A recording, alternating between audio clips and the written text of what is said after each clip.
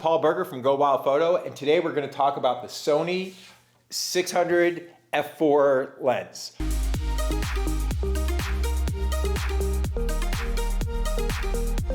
It is a beast of a lens, takes amazing pictures. For those of you who are professional wildlife photographers, you know all about it. I'm not going to go into any of the tech specs.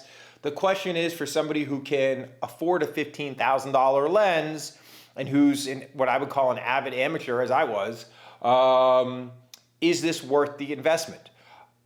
I decided to go ahead and buy this. I was on a trip to Alaska shooting polar bears on Berger Island, and I needed something that had longer reach. I was using the Sony 100 to 400 with at times a 2x teleconverter, and the teleconverter was having a hard time to focus. The f-stop was too hard, and so I decided, since I was going to spend more and more time traveling, more and more time taking wildlife pictures, to make the investment in this lens. I spent about 3 months recently using it in both Namibia and in Kenya on safaris, and I will say it is a fantastic lens.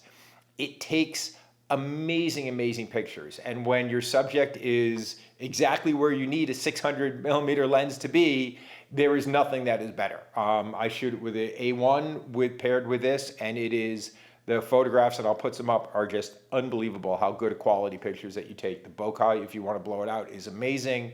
However, there are times when this lens just is not great. There's times when things are, shorter than 600 millimeters away. You may want a 400 or a 450 or a 500 millimeter zoom lens. I still use my 100 to 400 all the time. In fact, when I go out, I'll normally have the 100 to 400 on one camera and the 600 on another camera. And I've been thinking about, in fact, getting the 200 to 600, because a lot of times 500 happens to be the right distance. And so, there's that to keep in mind. The other problem is when you invest in this camera, there's other things that you're going to need. You're going to need to invest in a really solid tripod. That's going to add probably another $1,000, $1,500 if you don't have it. Gimbal head for it, probably another $400 or $500. And more importantly than that, you've got to lug that stuff with you. My gear is ridiculously heavy when I take it on safari, right? I've got a lot of equipment. It weighs you down. It is a commitment to bring all those things. And that's something that you probably didn't think about as well. I'm going to need this and this and this. So when you start with one thing, it sort of all adds up. So it's something else to consider. Overall, you can't say anything bad about this lens. It really is fantastic. I've used much lower shutter speeds than I thought I was going to be able to use. The image stabilization in this lens is fantastic.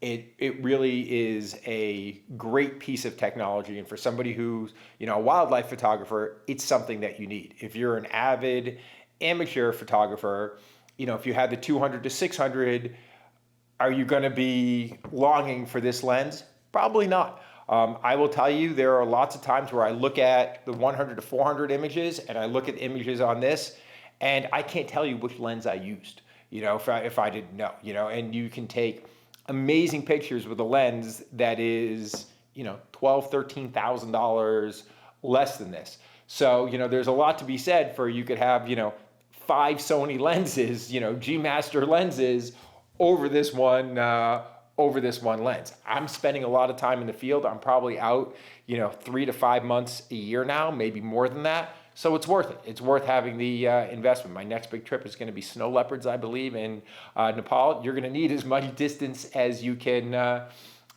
get. But all in all, if you're on the fence, should you upgrade from the 200 to 600 to this?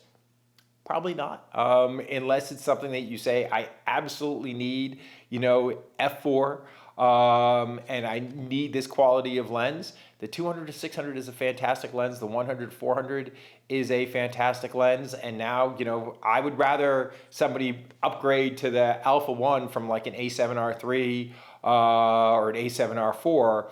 I think the new Alpha 1 with a 100 to 400 or 200 to 600, I would think your money is better spent on that as opposed to this lens with one of the older cameras.